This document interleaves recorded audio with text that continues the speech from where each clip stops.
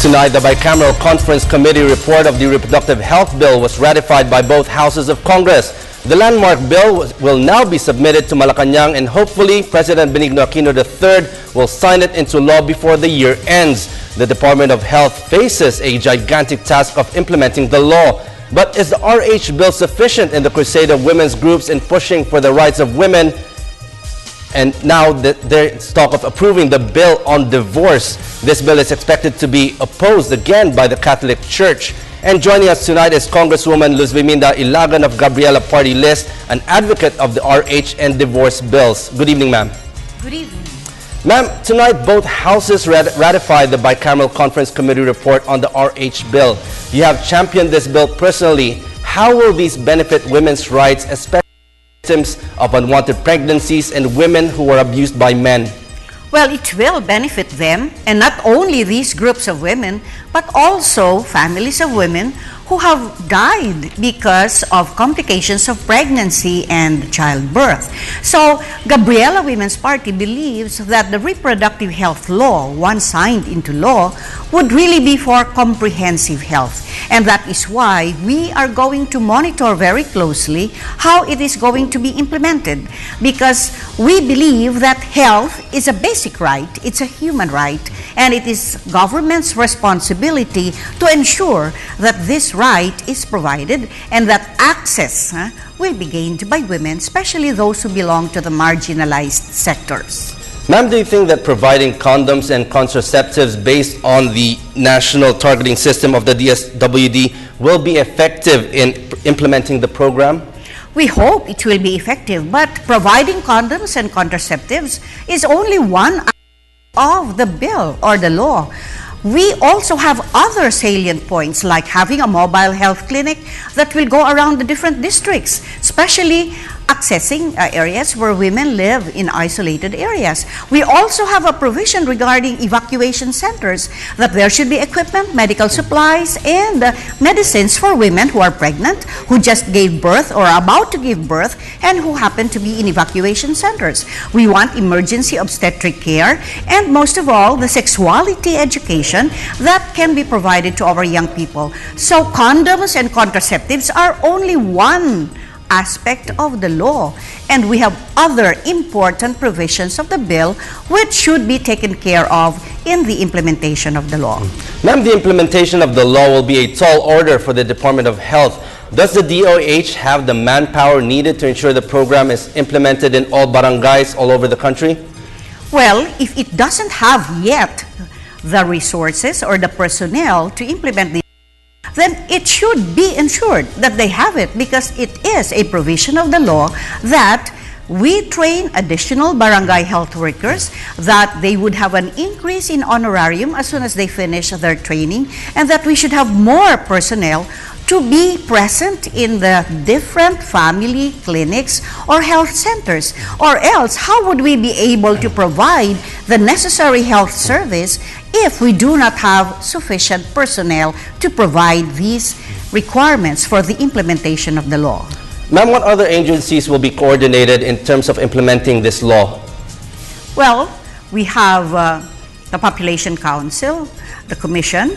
We also expect the DSWD to be part of the implementation, and of course, all other agencies under the DOH that would be in the purview of the implementation of the implementing rules and regulations of this law.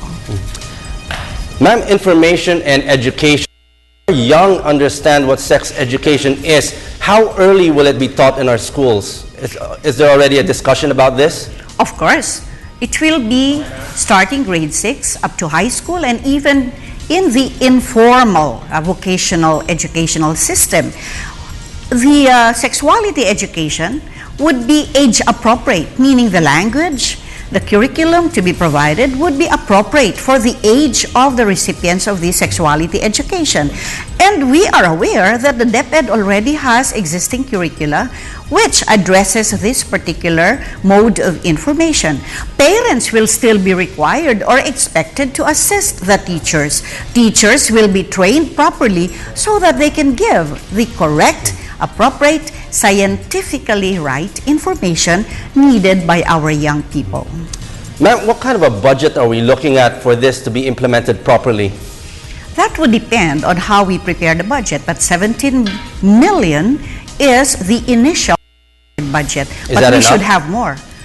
Well, it's not enough. It can never be enough if we are going to implement it properly. But you have a 39 billion for the conditional cash transfer.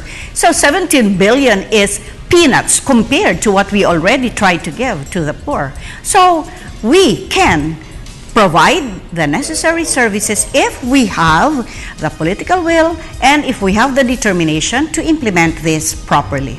Ma'am, let's move on to divorce. You're the principal author. Why the need for divorce if we have annulment by the church? And how different is your bill from what is practiced in other countries?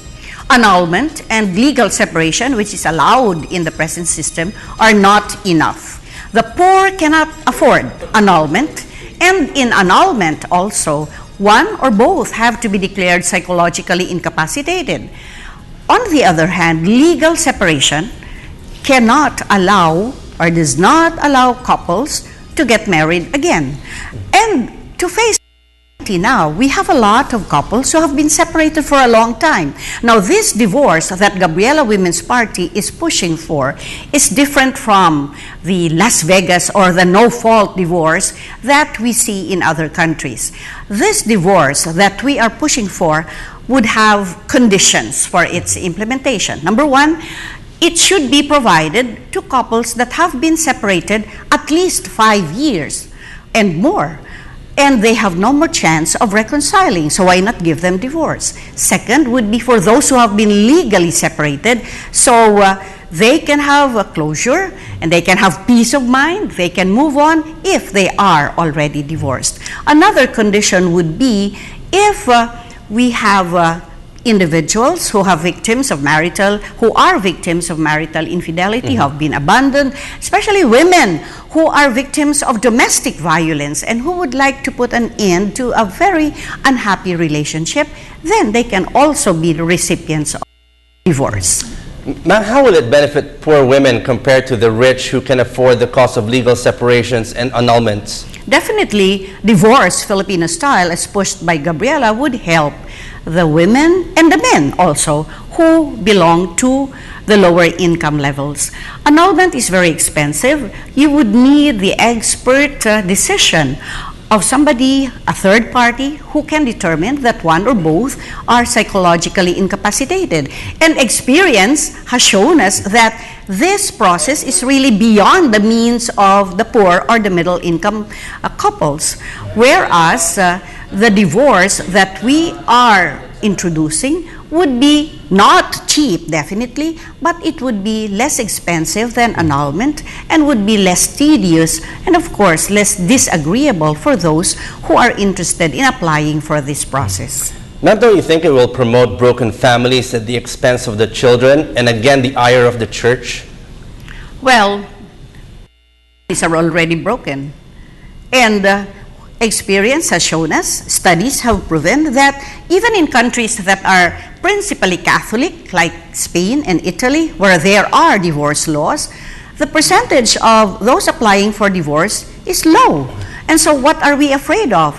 Why don't we solve the predicament of couples who are in unhappy relationships, who have realized that they can no longer live together happily, and who have children who are witnesses to this unhappy situation and who would need a solution? This divorce is a legal remedy that we are supplying for those who would like to have it.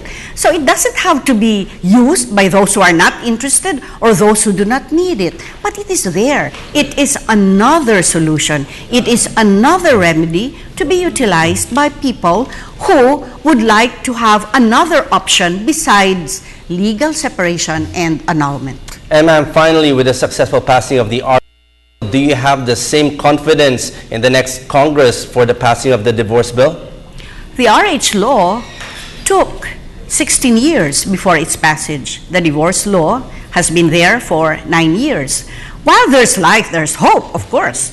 And if we have a law that is intended to benefit the majority of our women, the majority of our people who need another solution to these marital problems, then I believe we are on the right track. Okay, on that note, thank you very much for joining us tonight. That was Congresswoman Luzviminda Ilagan of the Gabriela Party List. Thank you, ma'am. You're welcome.